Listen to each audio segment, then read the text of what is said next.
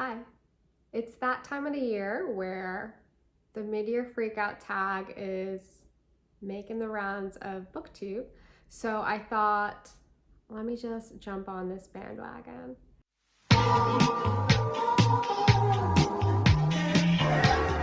I have read 43 books so far. The goal is to read 104. According to Storygraph, I think I'm 7 behind, but like, whatever. Who cares? It is what it is. So let's just dive into these questions. The best book that I have read so far. Earlier in the year, as I've mentioned many times, I read Train Dreams by Dennis Johnson. Exploration of isolation. It really spoke to me. I also read Sweet Days of Discipline by Flora Yagi. It's backlist from the 80s, translated from Italian into the English. And I wish more people of BookTube were talking about it. It is the story of a young woman, well, she's much older, recounting her adolescence, growing up in boarding school, and her obsession, friendship, sapphic undertones, relationship with this girl, Frederique, something like that. Anyways, I thought it was really good. It's a really great, very atmospheric novel, a lot of references to death and childhood and obviously discipline. I think really good. Then we got the best sequel you've read so far in 2022. Honestly, I haven't read very many sequels, I don't think. I did read back in February the second in the Crescent City series, that's the word. I read House of Sky and Breath, whatever it's called. Was it the best? No. But it did leave you with quite the cliffhanger, and sometimes I'm just like, what? Did that really happen? Anyways, so there's that. And then my other thought, okay.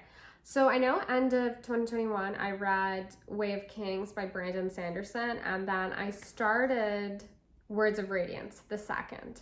But I stopped after 200 pages because something happened that I didn't like. Do you guys think I should continue? Because I did buy the rest in the series, and I don't know. I got a little too excited.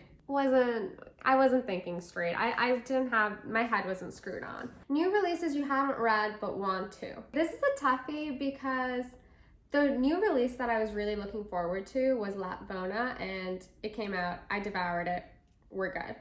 So yeah, there are books that have piqued my interest, one of them being Trust by Hernan Diaz, which honestly I think will make it onto the Booker long list. There's a lot of really like compelling books that are coming out, but as we now only have 6 more months left, and I do have quite a big TBR, like I don't want to get overexcited, you know, I gotta focus. Then most anticipated release for the second half of the year. This kind of goes back to that previous question. I don't want to get too excited, but the new Mohsin Hamid book, No More White Man, The Last White Man, something like that. One, beautiful cover, stunning. And I think it's a really great premise. So it's a really fun premise. So that's piqued my interest. The biggest disappointment, okay. For me, that was Cursed Bunny. I don't know. I've read a lot of short stories this year. I was looking at my Storygraph. I've read 5 so far, 5 collections. And I think I'm gonna read more because I've got the Tove Diddlevison collection, and then I picked up this other one, which seems actually like quite good. Short stories are such an interesting form, and I know a lot of people dislike them, and I'm kind of in the middle. I think it's a great way to dip your toe into an author's work, but they are exhausting. And I think, unfortunately, Cursed Bunny just wasn't for me. I know a lot of people said that it was doing interesting things, but like, wasn't. Okay, we're just moving on. I don't want to slander that book no more. Biggest surprise, The Netanyahus by Joshua Cohen. I was not expecting it to be as fun, well-crafted, and intellectual. Like it's all of those things at once, and I went into the book with very low expectations, and I had a blast. I think it was great. And I do recommend people read it. So favorite new authors.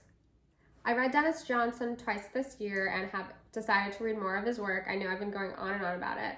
Then Fleur Jaegi, who I mentioned earlier in this video, I got her one of her other books, The Water Statues, which is even more slim than The Sweet Days of Discipline is, but it's very trippy. And even though you could read it in like an hour, I had to take a break. I do want to get through more of her work. I just need to, find them because you can't walk into a bookstore and pick them up. Newest fictional crush.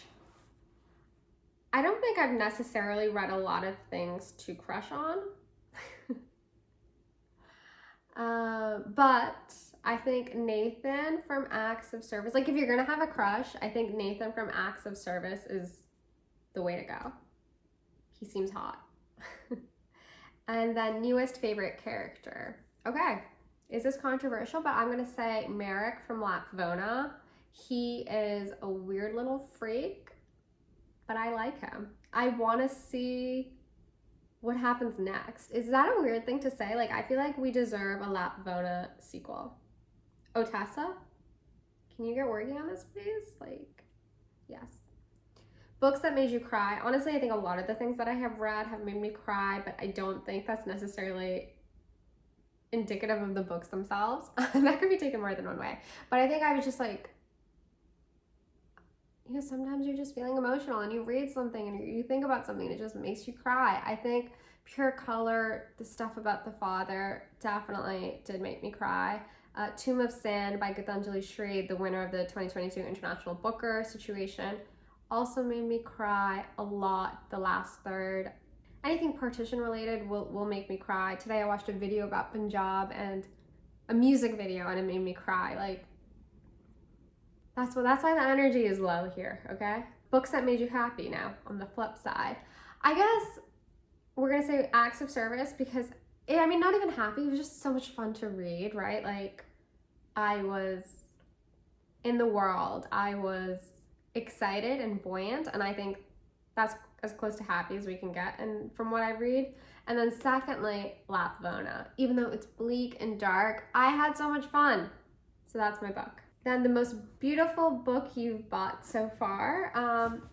I thought Fuckboy was a beautiful cover. Like, whoever designed that, props to you. Iconic, cultural reset, like nothing can top that. That was a banger. And then the final question, what books do you need to read before the end of the year? As you guys know, I went to London in Jan and I bought like 40 books with me from the US to London, and then I came back like a month ago and I brought most of those books with me. So I really need to like cut those books down so that I don't bring it back when I go in September. From there, I need to finish Books of Jacob. I'm going to LA in July, so it'll probably have to happen after that. Grimus, which I'm reading with Kiran of Katie Books, he finished it. But I should hopefully finish that this week. And then Crossroads by Jonathan Franzen, only because it's so big. I just like, I don't want to bring that back. Like, that takes up so much space in my suitcase. Okay, there's that. I might film this again because the energy was whack. Tell me, how's it going? How's your reading going? Are you hitting those goals, hitting those numbers? Okay, bye.